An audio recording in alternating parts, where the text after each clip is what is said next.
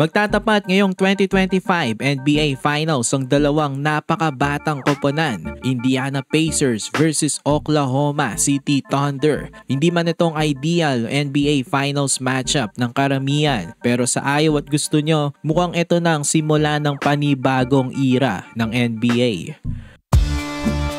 So magtatapat nga ngayong 2025 NBA Finals ang OKC Thunder at Indiana Pacers. Elite defense laban sa efficient offense. Ang Thunder nga ang best defensive team ngayong playoffs. Ang Pacers rin naman hindi lang basta opensa, maganda rin ang kanilang depensa. Ito ang dalawa parehong matinik pagdating sa fast break o takbuhan. Pareho kasi silang magaling makapuwersa ng turnovers. Ang Pacers ay may 8.5 points per game in transition at ang Thunder naman may 8.1 points per game. Number 1 din ang OKC sa points of turnovers sa regular season at playoffs. Pati ang depensa nga sa transition ng OKC ay maganda rin. Kahit makakommit nga sila ng error, agad-agad naman nga silang nakakahabol sa depensa. Marami silang mga two-way players at mga lockdown defenders. Top seed sa buong NBA na may 68 wins at 14 losses. Ang Pacers naman ay 4th seed ng Eastern Conference na may 50-32 na win-loss record. Bago magsimula ang season, wala ngang nag-aakala na itong dalawang maglalaban sa NBA Finals. Sa Eastern Conference kasi ang Boston Celtics ang clear favorites. Tas Milwaukee Bucks at New York Knicks ang iba pang mga inaasahan na makakapasok sa NBA Finals mula Eastern Conference. Underdog talaga ang Indiana Pacers pero marami silang ginulat nitong playoffs.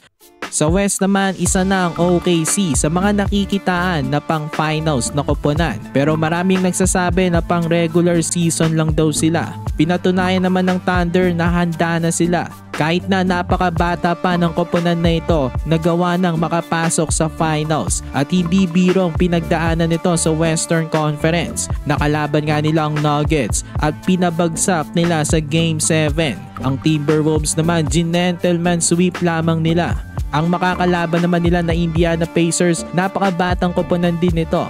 Underdog nga sila mula round 1 pa lang, pero ibang klase ang ipinakita nila. Ang first seed ng East na Cleveland Cavaliers na may 64 wins, gentleman sweep lamang nitong Pacers. Karamihan ng panalo talaga nitong Pacers ay galing sa comeback. Nakakatakot itong team na ito pagdating sa clutch time. Malaking bagay sila Shai Gilgeous-Alexander at Tyrese Haliburton sa success ng Thunder at Pacers ngayong playoffs. Si Shai talagang MVP na MVP ang performance. Si Haliburton naman pinapatunayan na superstar rin siya. Pareho pa silang may magagaling na supporting cast. So sinong liyamado sa Pacers at Thunder?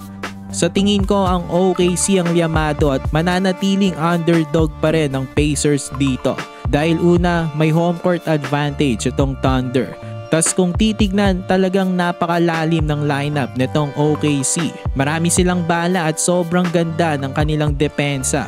Pero ang Pacers, alam naman natin na underdog rin ito kontra sa Cavs. Pero ano nangyari? Gentleman sweep lamang nila. Sa Knicks, underdog rin sila pero hindi pa rin sila nagpatinag. Nitong playoffs, sanay na sila maging underdog. Kaya walang problema para dito sa Pacers kung sila na naman ang underdog kontra sa OKC. Kahit nalyamado ang OKC, bilog pa rin ang bola. Kaya pa rin itong Pacers maka-pull off ng upset. May enough firepower naman sila. Pero kayo mga kabakets, kanino kayo dito sa Pacers at Thunder? Sino kaya ang makakakuha ng kanilang first ring? Si SGA ba o si Haliburton?